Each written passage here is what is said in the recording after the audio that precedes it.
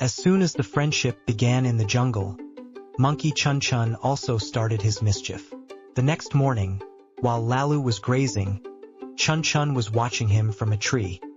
Chun Chun called out loudly, "Lalu, you eat grass? Don't you ever get bored?" Lalu smiled and replied, "No, grass is my favorite food, just like bananas are yours." A naughty idea sparked in Chun Chun's mind. He climbed down the tree, quietly sneaked up behind Lalu, pinched his hind leg slightly, and ran away. Lalu flinched and said, "Oh, what was that?"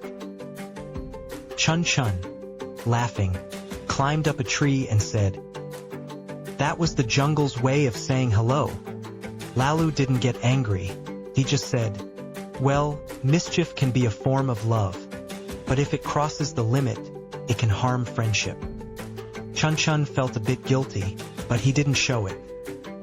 He just kept laughing. Meanwhile, the old owl of the jungle, whom everyone called Grandpa Alu, was sitting on a branch, watching everything.